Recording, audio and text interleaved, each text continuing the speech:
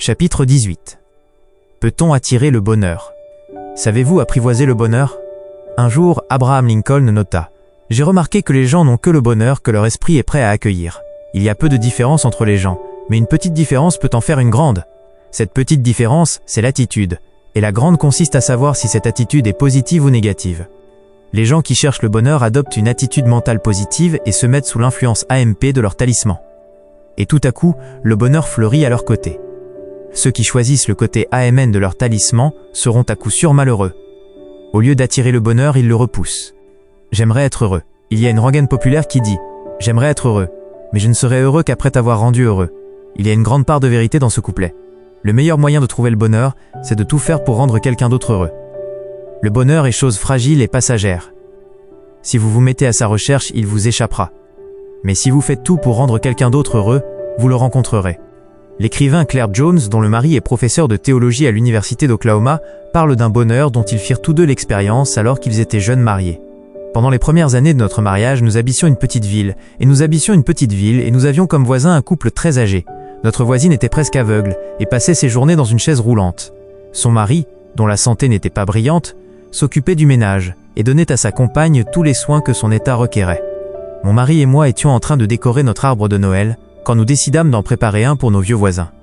Nous l'achetâmes, l'ornâmes de bougies et de boules, de quelques petits cadeaux, et nous l'apportâmes le soir du réveillon. La vieille dame entrevoyait un peu la lueur des bougies et s'exclamait de joie. Son mari ne cessait de répéter « Mais il y a des années que nous n'avons plus eu d'arbre de Noël ». Par la suite, chaque fois que nous sommes allés les voir, ils nous ont répété quelle joie ils avaient éprouvée en recevant cet arbre. Le Noël suivant, tous deux étaient morts, la maison était vide. Comme nous étions heureux d'avoir eu cette petite attention pendant qu'il en était temps. Le bonheur ressenti par ce jeune ménage, et que leur gentillesse avait fait naître, était un sentiment profond et chaleureux dont le souvenir leur restait. Tous ceux qui se dévouent pour les autres connaissent cette qualité de bonheur. Mais le bonheur le plus communément éprouvé, c'est un état de contentement étal. C'est en fait la combinaison d'un état d'esprit positif, qui vous rend heureux, et du sentiment neutre de n'être pas malheureux. Vous pouvez être heureux, satisfait ou malheureux. Le choix vous appartient, car le facteur qui détermine ce choix, c'est votre attitude mentale, qui est positive dans les deux premiers cas et négative dans le troisième. Or ce facteur, il ne tient qu'à vous de le contrôler. Les handicaps ne sont pas un obstacle au bonheur. Helen Keller naquit sourde, muette et aveugle, donc privée de moyens pour communiquer avec ceux qui l'entouraient. Elle ne possédait que le sens du toucher, qui lui permettait d'atteindre ses proches et d'éprouver le bonheur d'aimer et d'être aimée. Elle ne pouvait utiliser que ce sens du toucher, et grâce au dévouement d'un professeur extraordinaire, qui l'entourait de son affection, Helen Keller, la petite fille sourde, muette et aveugle devint une femme brillante, pleinement heureuse et joyeuse. Elle écrivit un jour ceci. « Quiconque, avec un cœur compatissant, dit un mot d'encouragement, offre un sourire amical ou aplanit le rugueux sentier de son prochain sait que la joie qu'il éprouve est sa véritable raison de vivre. Quelle joie peut être comparée à celle de surmonter des obstacles qui semblaient infranchissables, de repousser la limite des réalisations possibles.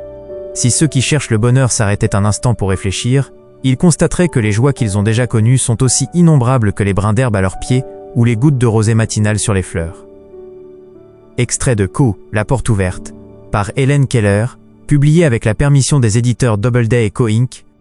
Helen Keller, si démunie, compte les bienfaits qu'elle a reçus et s'en montre profondément reconnaissante. L'émerveillement qu'elle en ressent, elle le fait partager aux autres. Elle partage avec autrui ce qui est bon et désirable. Il lui est donc donné plus encore, car plus vous partagez, et plus vous recevez. Si vous partagez votre bonheur avec les autres, ce bonheur s'amplifiera encore en vous. Mais si vous partagez votre fardeau de misère et de malheur, vous recevez en retour misère et malheur. Nous connaissons tous des gens que les ennuis poursuivent. Ils ne savent pas y voir des problèmes à résoudre ou des occasions déguisées. Ils appellent « ennui » ce qui leur arrive et n'y voient jamais rien de bon. C'est pourquoi ils font toujours partager leurs ennuis aux autres. Il y a aussi beaucoup de solitaires, qui cherchent une amitié ou un amour, mais ne semblent jamais les trouver. Certains, influencés par leur AMN, repoussent ce qu'ils recherchent. D'autres font l'autruche dans leur coin, refusant d'en sortir. Secrètement, ils espèrent que le bonheur viendra à eux, mais ils ne partagent rien de ce qu'ils possèdent. Ils ne se rendent pas compte qu'en gardant par devers eux ce qu'ils possèdent de bon et de désirable, ils diminuent d'autant leur portion personnelle de bonheur. Par contre, d'autres ont le courage de réagir devant la solitude, et ils trouvent leur récompense à partager avec les autres ce qu'ils possèdent de bon et de beau. Il y avait ainsi un petit garçon terriblement solitaire et malheureux. À sa naissance, une déviation de la colonne vertébrale saillait en bosse, et il avait un pied-botte. Mais le médecin qui l'examina dit au père. Vous verrez, il s'en sortira très bien. Sa famille était pauvre et il n'avait pas 1 an quand sa mère mourut. À mesure qu'il grandissait, les enfants le fuyaient à cause de sa difformité qui l'empêchait de participer à leurs jeux. Ce garçon solitaire et malheureux s'appelait Charles Steinmetz. Mais le grand dispensateur de tous biens n'oubliait pas le pauvre petit homme. En compensation de son infirmité, Charles avait une intelligence extraordinairement vive, et il décida que, puisqu'il ne pouvait pas supprimer ses tares physiques, il ferait comme si elles n'existaient pas, et se servirait de ses dons pour surpasser ses compagnons. À 5 ans, il commençait la conjugaison des verbes latins. À 7 ans, il se mit au grec et eut ses premières leçons d'hébreu. À 8 ans, il avait déjà de bonnes connaissances d'algèbre et de géométrie. Au collège, il fut le premier. Il obtint ses grades universitaires avec félicitations du jury. À cette grande occasion, il s'acheta un habit car, prévoyant, il avait mis sou à sou de l'argent de côté. Mais le comité directeur de l'école, qui voyait les choses négativement, lui fit savoir qu'il était dispensé de la cérémonie. Avec le temps, Charles se dit qu'au lieu de chercher à forcer le respect des gens par ses capacités intellectuelles, il ferait mieux de cultiver leur amitié. Il n'utilisa plus ses dons pour être remarqué et pour satisfaire son propre ego, mais pour travailler à l'avancement et à l'amélioration de l'humanité. Il partit pour l'Amérique. Charles Steinmetz y chercha une place. À cause de sa difformité, on refusa plusieurs fois de l'engager. Mais finalement, il trouva du travail à la General Electric, comme dessinateur à $12 par semaine. Pour parfaire ses connaissances, il consacra de longues heures à la recherche électrique, bien entendu en marge de son travail de dessinateur. Il chercha à lier amitié avec ses compagnons et à partager avec eux ce qu'il possédait de bon et de désirable. Au bout d'un certain laps de temps, le président de la General Electric reconnut que Charles était un véritable génie et lui dit « Voici tout notre programme. À vous de le réaliser, de le perfectionner. Rêvez toute la journée, si vous le voulez. Nous vous payerons pour rêver. » Charles eut une vie de labeur intense et réfléchie. Il breveta plus de 200 inventions et écrivit de nombreux livres et articles sur des problèmes de théorie électrique et de montage. Il éprouva la satisfaction d'avoir travaillé au bien-être de l'humanité, d'avoir accompli son œuvre. Il devint riche et s'acheta une jolie maison qu'il partagea avec un jeune couple de ses connaissances.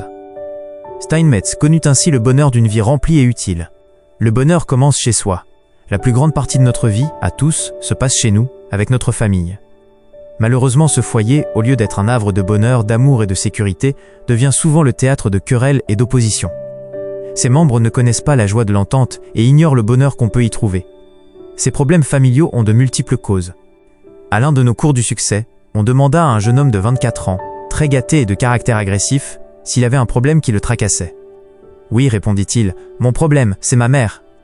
Pour tout dire, j'ai décidé de quitter la maison à la fin de la semaine. » Lorsqu'on demande à l'étudiant d'exposer ce problème, on se rendit vite compte que les relations entre la mère et le fils n'étaient pas harmonieuses. Le professeur supposa que la mère du jeune homme avait le même caractère agressif et dominateur que lui. On expliqua aux élèves que le caractère et la personnalité peuvent se comparer à la puissance d'un aimant.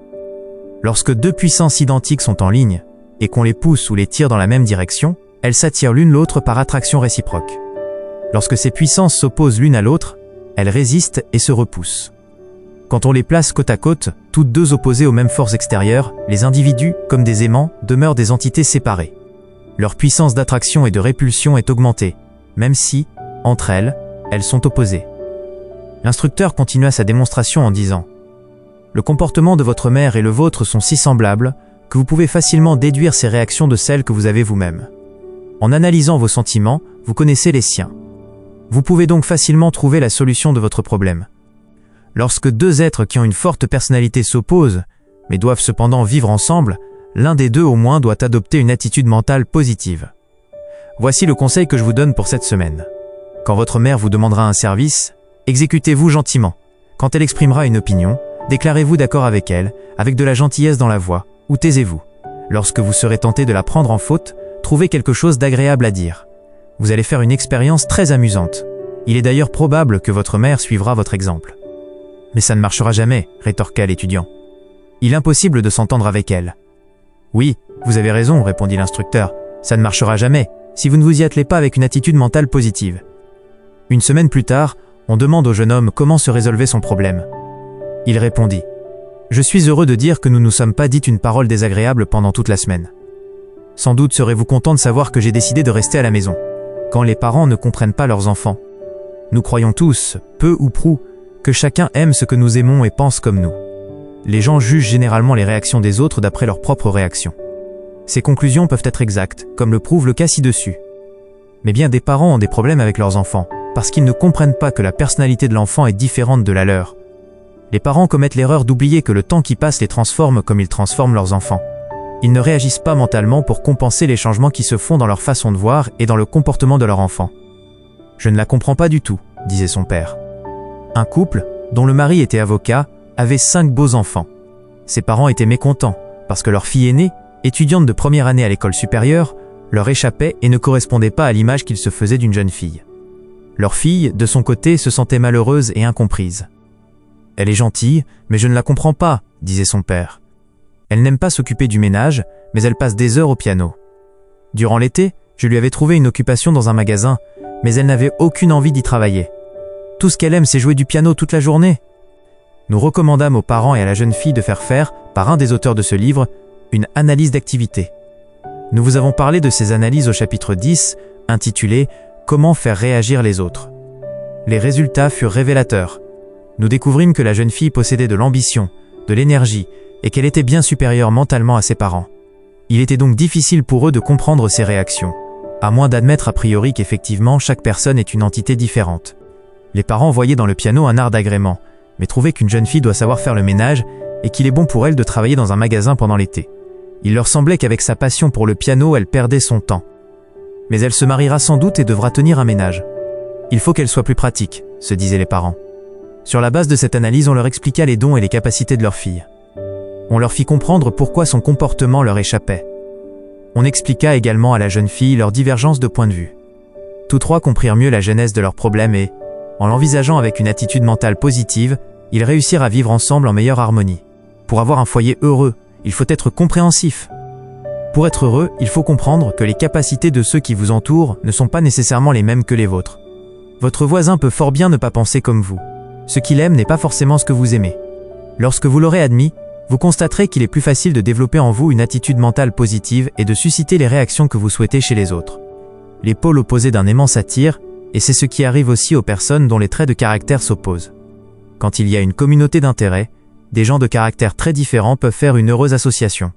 L'un des protagonistes peut être ambitieux, acquisitif, confiant et optimiste, plein d'énergie, bon entraîneur d'hommes, tandis que l'autre est peu ambitieux, craintif, timide, plein de tact, d'humilité, sans confiance en lui.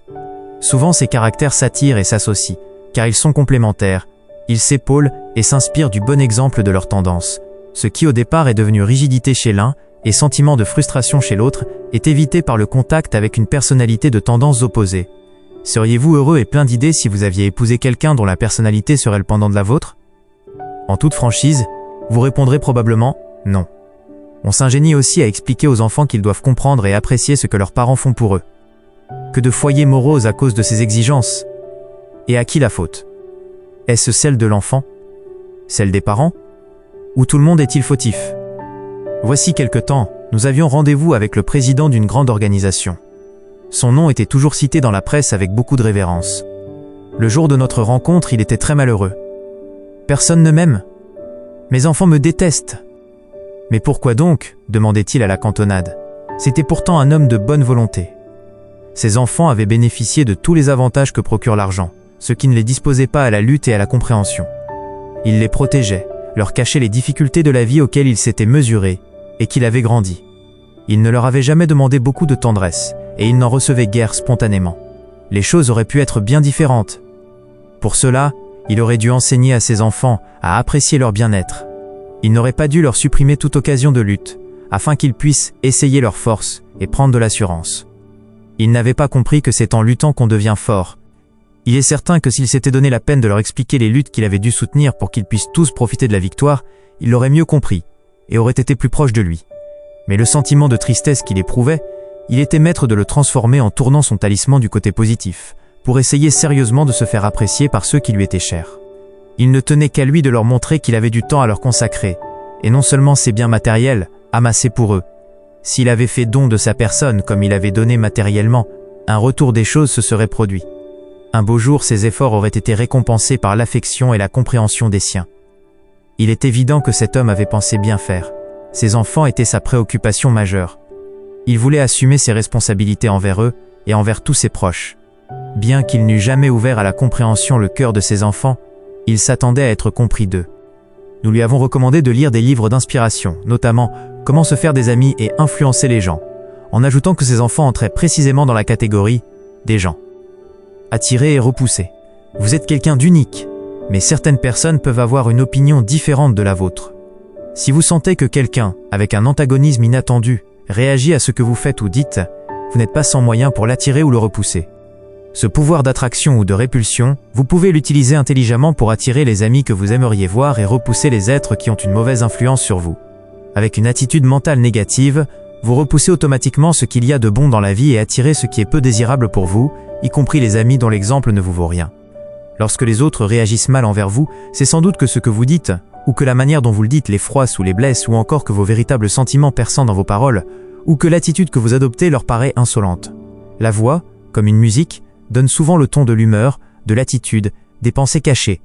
Il vous est sans doute difficile de vous rendre compte que vous êtes fautif, tout comme vous avez de la peine, lorsque vous l'avez admis, à prendre l'initiative de vous corriger, mais vous pouvez y parvenir. Un bon vendeur pourrait vous ouvrir les yeux et vous conseiller, car son métier l'oblige à être sensible aux réactions du client et à s'en servir.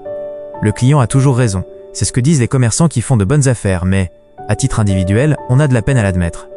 Pourtant, cette méthode donne d'excellents résultats. Si vous imitiez le vendeur qui cherche à placer sa marchandise, si vous adoptiez pour rendre votre entourage heureux la même attitude mentale positive, votre vie familiale et sociale serait beaucoup plus réussie, sans aucun doute. Vous avez remarqué que, souvent, les gens vous vexent par ce qu'ils disent et de la façon dont ils le disent, et il est vraisemblable que vous les offensez de la même façon. Cherchez donc à bien déterminer ce qui vous a vexé dans un propos, et vous saurez comment éviter de provoquer les mêmes réactions chez autrui. Ne commérez pas si vous détestez les commérages. Si quelqu'un vous parle désagréablement ou prend une attitude qui vous déplaît, évitez d'en faire autant. Si vous n'aimez pas les réflexions désagréables, les autres sont comme vous, même votre petit garçon de 5 ans, même vos proches. Si vous êtes vexé de ce qu'on ait méconnu vos intentions, donnez toujours aux autres le bénéfice du doute, faites preuve de confiance envers eux. Si vous n'appréciez guère les sarcasmes, les plaisanteries dont vous faites les frais, les critiques de vos amis, les conseils de vos relations, vous pouvez être assuré que non plus, quand vous y recourez, n'appréciez pas ces méthodes. Si vous aimez qu'on vous complimente, si vous aimez qu'on se souvienne de vous, si vous êtes heureux qu'on pense à vous, sachez que les autres vous ressemblent, et qu'ils seront tout heureux de recevoir un compliment, un petit mot d'amitié et une attention. Une lettre peut apporter beaucoup de bonheur. Loin des yeux, près du cœur. Ce proverbe est vrai quand on s'écrit. Bien des mariages sont le résultat d'une séparation, pendant laquelle l'amour a grandi. Souvent, un échange de correspondance permet de se mieux connaître. On échange des idées sur toutes sortes de sujets. La poésie, la littérature, l'idéalisme, l'imagination, etc. Et chacun se laisse aller à exprimer des idées qu'il n'aurait peut-être pas dites de vive voix. L'écriture sert de moyen d'expression. Après le mariage, on devrait continuer à s'écrire des lettres d'amour. C'est ce que faisait Samuel Clemens, qui écrivait chaque jour des billets doux à sa femme, même quand ils ne se quittaient pas. Ils connurent toute leur vie un profond bonheur. Vous êtes bien tel que vous pensez être. Écrire demande de la réflexion. En écrivant une lettre, vous matérialisez vos pensées, vous exercez votre imagination qui reconstitue le passé, analyse le présent et perçoit le futur. Plus vous écrivez, plus vous y trouvez plaisir. Vous posez des questions à votre correspondant, vous saurez ce qu'il pense de sujets qui vous intéressent. Comme il aura matière à le faire, il vous répondra volontiers, il vous réécrira, et, en recevant sa lettre, vous éprouverez une nouvelle joie. Celui qui reçoit une de vos lettres pense à ce que vous lui dites dans les termes mêmes où vous lui écrivez. Si votre lettre est intéressante, sensible, bien écrite, votre correspondant y trouvera matière à réflexion, il s'en souviendra, et les pensées que vous exprimez s'inscriront dans son subconscient au fil de sa lecture. Pouvez-vous attirer le bonheur? Mais oui, parfaitement. Comment? Tout simplement en adoptant une attitude mentale positive. C'est cette AMP qui attirera à vous la santé, la richesse et le bonheur dont vous rêvez. Ce qui caractérise cette attitude, c'est la foi, l'espoir, la charité, l'optimisme, la gentillesse, la générosité, la tolérance, le tact, l'amabilité, l'honnêteté, l'initiative, la sincérité, la droiture et le bon sens. Le contentement. Lorsqu'il était rédacteur syndical, Napoléon Hill écrivit une fois un article intitulé « Contentement ». Peut-être y puiserez-vous des idées intéressantes. Voici ce qu'il disait. L'homme le plus riche du monde habite la vallée heureuse. Sa richesse est constituée de valeurs durables, de biens sûrs, et elle lui procure le contentement, une bonne santé, la paix de l'esprit et l'harmonie de l'âme.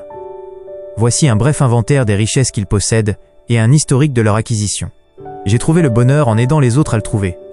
J'ai trouvé la santé en vivant avec modération et en mangeant frugalement pour assurer ma subsistance. Je ne hais personne, Je n'envie personne, mais j'aime et je respecte l'humanité tout entière. Je fais un travail que j'aime et que je coupe de belles heures de loisirs. Grâce à cette méthode, je me sens rarement fatigué. Je prie chaque jour, non pour amasser plus de richesses, mais pour avoir plus de sagesse, afin de reconnaître et de saisir l'abondance des biens qui sont toujours en ma possession, et d'en éprouver du plaisir. Je ne parle de personne sinon pour dire que je l'estime, et je ne médis jamais d'aucun homme. Je ne demande de faveur à personne, mais j'ai le privilège de partager avec ceux qui le désirent les bénédictions que j'ai reçues. J'ai la conscience nette, elle me guide donc sûrement dans toutes mes démarches. J'ai plus de richesses matérielles qu'il ne m'en faut, car je ne suis pas cupide, et je ne désire que ce dont j'ai un usage constructif durant ma vie. Je suis arrivé à cette situation après beaucoup d'efforts, en observant les lois naturelles et en prenant des habitudes auxquelles il est bon que je me conforme. Ce credo du plutocrate de la vallée heureuse n'est pas défendu par un copyright. Si vous l'adoptez, il peut vous apporter également la sagesse, la paix et le contentement. Voici ce que dit du bonheur le rabbin Louis Binstock dans son livre « Le pouvoir de la foi ».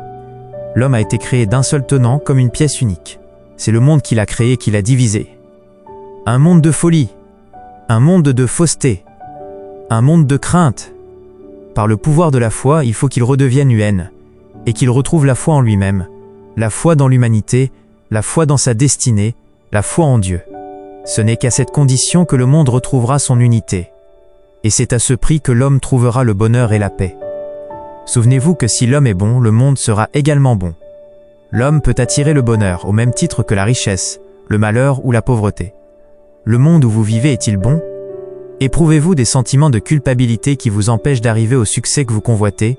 Si oui, vous lirez avec intérêt notre prochain chapitre, afin d'avoir à coup sûr le bonheur dans la vie. Pensez à méditer. 1. Abraham Lincoln dit très justement « J'ai remarqué que les gens n'ont que le bonheur que leur esprit est prêt à accueillir. » 2.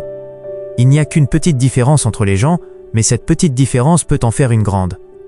La petite différence qui les sépare, c'est l'attitude, et la grande différence tient à ce que l'attitude est positive ou négative. 3. L'un des moyens le plus sûr pour trouver le bonheur, c'est essayer de toutes ses forces de rendre un autre être heureux.